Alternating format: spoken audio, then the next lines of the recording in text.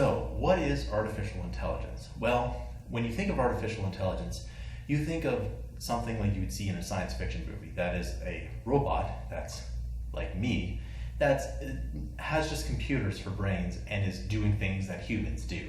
This is not exactly what artificial intelligence is when it comes to the practicality of it today. Basically, what artificial intelligence is a bunch of code that mimics certain tasks. Now, the way that it works is that when it comes to automation, most people think of car factories where a robot comes in, does a very specific task, and that's all it does.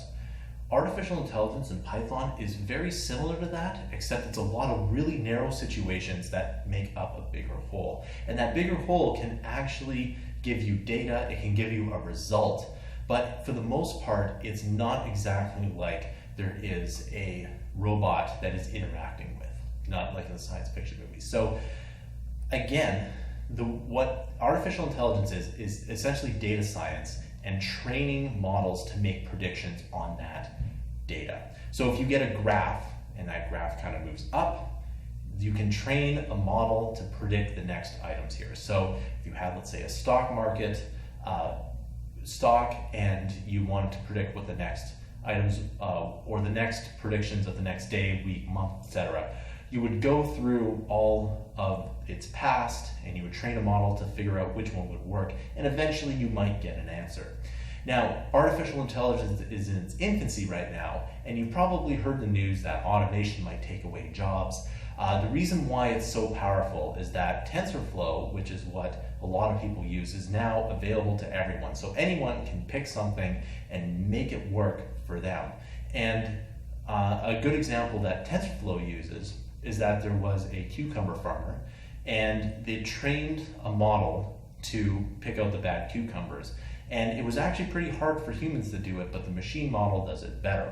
And on that note, computer vision, like facial recognition or finding out what's in a video or a picture, is something that is really powerful. So if you've heard of autonomous cars like Tesla are trying to make their artificial intelligence work with just cameras. Now, there's more things to make an autonomous car, such as LiDAR and satellite recognition, but what Elon Musk wants to do specifically is make everything work with just the cameras. So this camera, if we were to put this video here into artificial intelligence, you could realize that it's a human.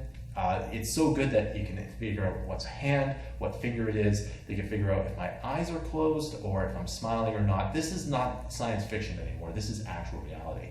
And the way it works is, again, it takes little pieces of data, and overarching what it does is it gives you reliable data. Now, of course, this data isn't infallible, right? Like a stock market prediction is actually really tough to do because the stock market, while it is not completely random, there is some, you can get slightly better than 50% odds.